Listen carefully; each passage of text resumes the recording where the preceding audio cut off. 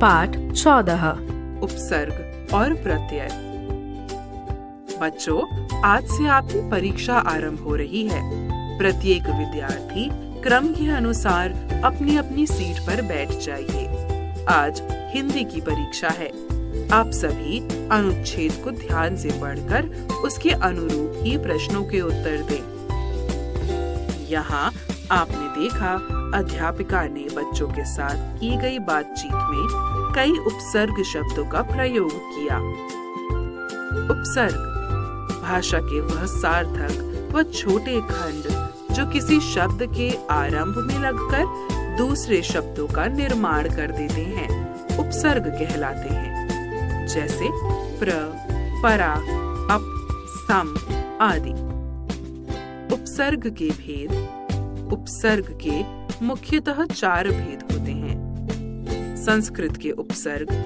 कुछ उपसर्ग हिंदी में संस्कृत से लिए गए हैं, जैसे अति, ज्यादा या अधिक। उदाहरण अतिक्रमण, अतिशीघ्र आदि। हिंदी के उपसर्ग जैसे अभाव, निषेध। उदाहरण अज्ञान, अलौकिक, अथाह आदि। अरबी या फारसी के उपसर्ग। हिंदी में कुछ उपसर्ग अरबी या फारसी से लिए गए हैं, जैसे सर, मुख्य।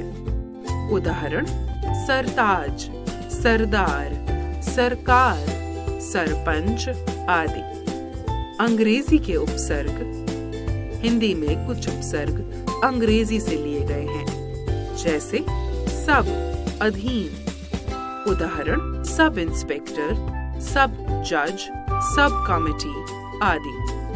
प्रत्यय शब्द के अंत में लगकर उस शब्द के नए अर्थ का बोध कराने वाले शब्द प्रत्यय कहलाते हैं, जैसे समाज, जमा, एक, सामाजिक।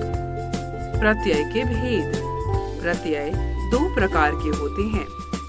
कृत प्रत्यय क्रिया के अंत में लगकर नए शब्द की रचना करने वाले शब्द कृत प्रत्यय कहलाते हैं। इन्हें कृदंत भी कहते हैं। कृत प्रत्यय के प्रकार। कृत प्रत्यय के निम्नलिखित प्रकार होते हैं: कृतवाचक कृदंत प्रत्यय, कर्मवाचक कृदंत प्रत्यय, करणवाचक कृदंत प्रत्यय, भाववाचक कृदंत प्रत्यय, क्रियावाचक कृदंत प्रत्यय।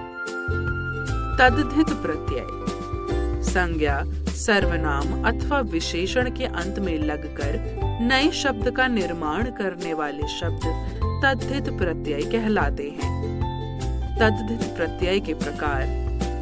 तद्धित प्रत्यय निम्नलिखित हैं: कृतवाचक तद्धित प्रत्यय, संबंधवाचक तद्धित प्रत्यय, भाववाचक तद्धित प्रत्यय, अपत्ययवाचक तद्धित प्रत्यय।